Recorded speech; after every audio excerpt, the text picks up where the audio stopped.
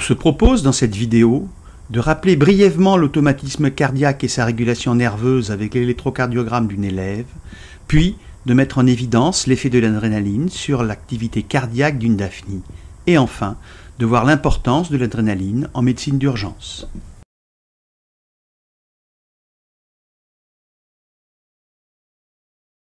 L'électrocardiogramme, ou ECG, permet, avec 3 électrodes externes disposées en triangle autour du cœur, d'enregistrer l'activité électrique globale du cœur au repos, puis juste après un effort, car pendant l'effort, le signal électrique cardiaque est perturbé par l'activité électrique musculaire et donc difficilement exploitable. Au repos, l'activité électrique du cœur est régulière et périodique. Il se contracte à la fréquence moyenne de 61,62 battements en une minute, ce qui correspond à 61,62 périodes identiques de 0,973 secondes. La particularité de cet enregistrement est un motif électrique P-QRS-T qui se répète identique à lui-même toutes les secondes environ et qui correspond à un battement de cœur, donc à la systole synchrone des 2 oreillettes, suivi de la systole synchrone des 2 ventricules et de la diastole générale. Ce signal électrique, caractéristique, est composé de 3 ondes électriques successives.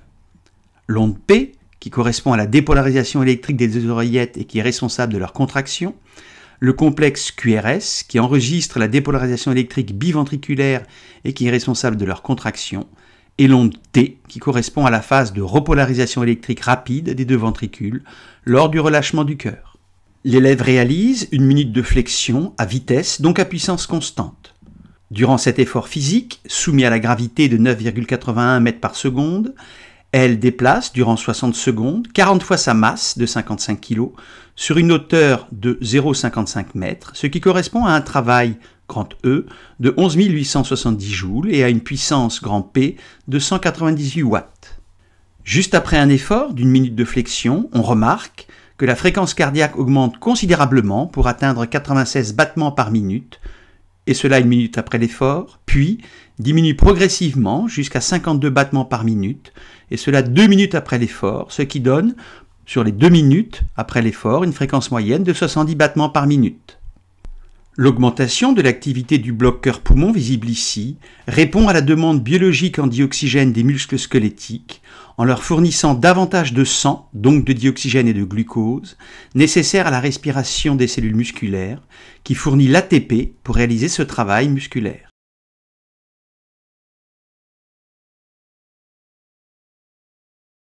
L'automatisme cardiaque est donc régulé rapidement lors de l'effort et de la récupération par le système nerveux autonome, composé de 2 systèmes nerveux antagonistes, mais complémentaires. Le système nerveux sympathique, cardio-accélérateur, dont les fibres nerveuses sécrètent de la noradrénaline dans le nœud sinusal de l'oreillette droite, et qui va diminuer la période de dépolarisation des fibres sinusales, donc augmenter la fréquence des battements. Le système nerveux parasympathique, cardio-modérateur, dont les fibres nerveuses sécrètent dans le nœud sinusal de l'oreillette droite de l'acétylcholine, ce qui va augmenter la période de dépolarisation des fibres sinusales, donc diminuer la fréquence des battements.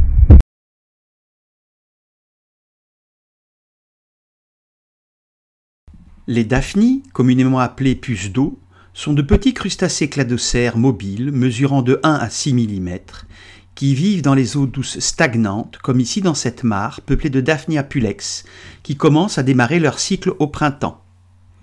Elles se déplacent en battant simultanément des 2 grandes antennes munies de soie, ce qui lui donne une nage saccadée reconnaissable. Leur corps trapu en forme de goutte, protégé par une carapace bivalve, est transparent, ce qui permet d'observer au microscope optique son cœur situé dorsalement à l'avant et de compter en temps réel ces battements qui propulsent l'hémolymphe dans tout l'animal.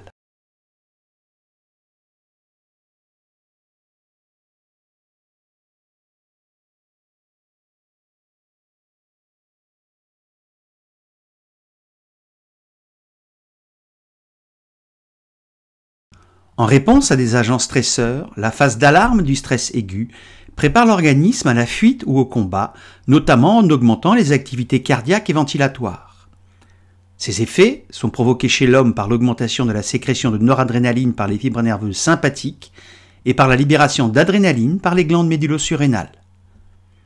On cherche à vérifier expérimentalement, par des observations microscopiques sur la daphnie, si l'adrénaline, neurotransmetteur et hormone du stress aigu chez l'homme, provoque chez la daphnie des modifications cardiaques similaires à celles observées chez l'humain lors d'un stress.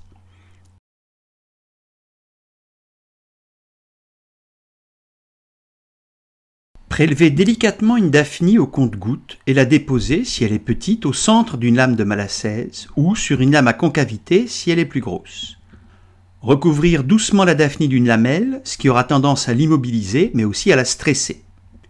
Observer la daphnie au microscope au faible grossissement, x 40, puis centrer sur le cœur et passer au grossissement moyen, x 100, puis x 400.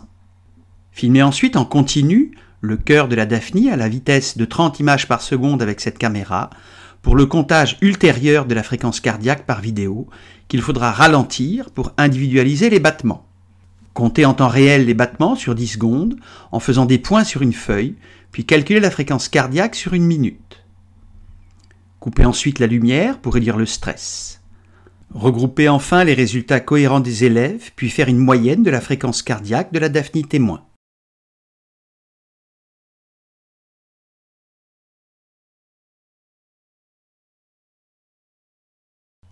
La fréquence cardiaque de la daphnie, naturellement élevée, est influencée par de nombreux facteurs environnementaux, physiques et chimiques, comme l'intensité lumineuse, la température, l'acidité ou la teneur en dioxygène, ce qui introduit des biais dans les comptages. On se propose de mettre en évidence l'effet de l'adrénaline sur le cœur de la daphnie en comptant en temps réel sa fréquence cardiaque avant et après l'ajout d'adrénaline. L'observation sur 10 secondes du cœur de la daphnie témoin au grossissement 100 puis 400 montre qu'il se contracte périodiquement à une vitesse déjà élevée, ce qui rend le comptage visuel en temps réel difficile, avec le risque de ne pas compter des battements. Ce n'est pas surprenant car avec une lamelle sur le dos dans peu d'eau à 20 degrés, la daphnie est déjà stressée au départ, donc pas vraiment au repos. Cette fréquence témoin élevée est en plus à la limite du nombre de points que l'on peut faire avec un stylo sur une feuille, même sur 10 secondes.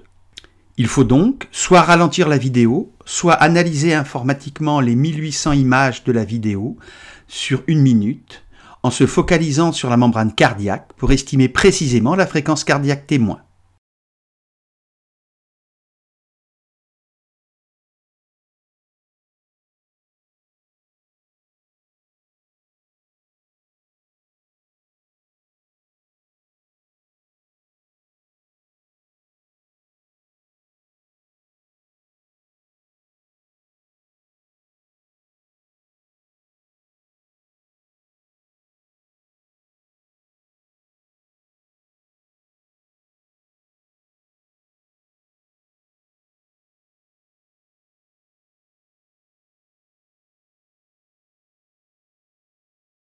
L'analyse informatique estime la fréquence moyenne au repos de cette daphnie entre 300 à 350 battements par minute, ce qui est confirmé par le comptage sur la vidéo ralentie.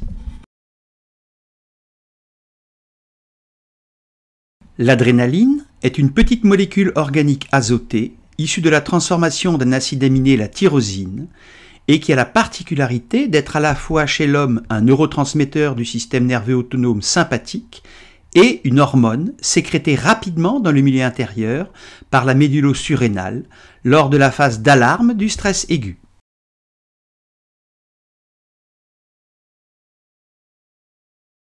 Ajouter à la micropipette sous la lamelle 10 microlitres d'adrénaline à 10-6 moles par litre, sans en mettre directement sur la daphnie, puis, avec un papier absorbant à l'opposé, attirer l'eau par capillarité. Attendre 30 secondes que l'adrénaline agisse sur la daphnie. Rallumer la lumière, puis faire la même séquence que précédemment. On remarque que l'activité cardiaque a très nettement augmenté, au point que les battements deviennent impossibles à compter en temps réel, même sur 10 secondes, sans faire d'erreur de comptage. Il est donc préférable d'utiliser le traitement informatique des 1800 images de cette vidéo de 1 minute à vitesse réelle pour ne pas sous-estimer le nombre de battements.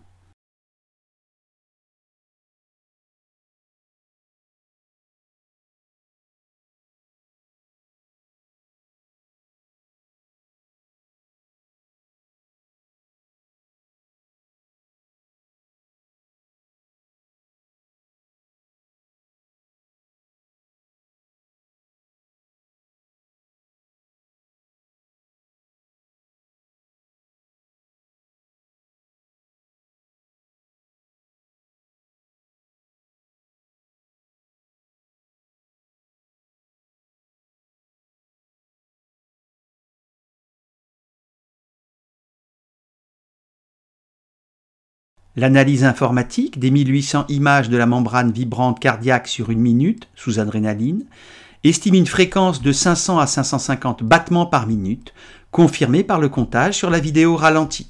Cette fréquence élevée correspond à 3 images par cycle cardiaque. Le traitement informatique montre également que la fréquence cardiaque augmente au cours du temps, de 440 battements par minute au début de la vidéo à 547 battements par minute au bout de 60 secondes, ce que l'on ne peut pas observer à vitesse réelle.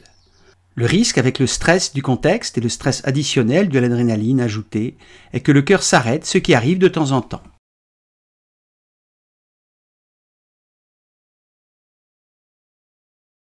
Les résultats des 11 binômes de terminale spécialité vont tous dans le même sens, mais on remarque que la fréquence moyenne au repos comme sous adrénaline est inférieure à celle de la Daphnie de cette vidéo, peut-être plus stressée au départ ou dans un environnement plus chaud, mais probablement en raison de la sous-estimation du nombre de battements par l'observation directe, même sur 10 secondes.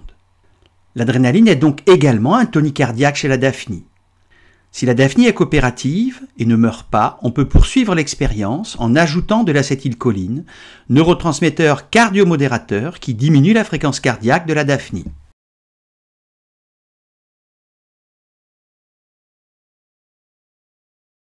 Cette expérience sur la Daphnie permet de mettre en évidence le rôle tonicardiaque de l'adrénaline, qui possède de nombreuses utilisations en médecine d'urgence lorsque le pronostic vital est engagé.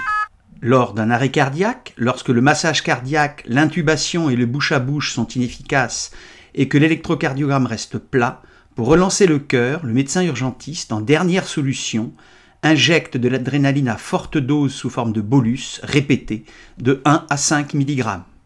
Dans de nombreux cas, l'adrénaline, par son effet tonicardiaque, fait redémarrer l'activité électrique et contractile cardiaque.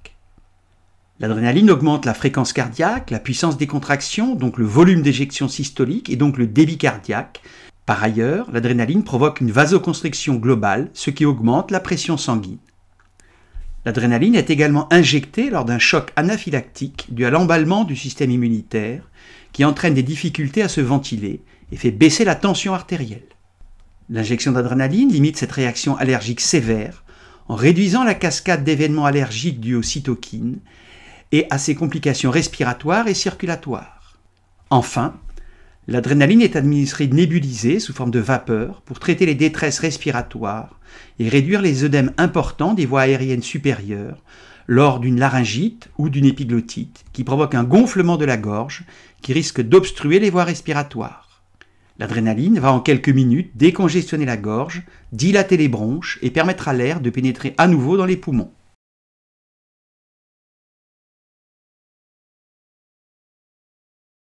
Le fait que l'adrénaline et l'acétylcholine, en se fixant sur des récepteurs protéiques spécifiques selon le modèle clé-serrure, aient les mêmes effets respectivement tonicardiaques et cardiomodérateurs chez l'homme et la Daphnie, rappelle la profonde unité de ces deux espèces qui dérivent d'une espèce ancestrale commune dont le cœur était déjà régulé par ces deux molécules complémentaires et antagonistes il y a plus de 500 millions d'années.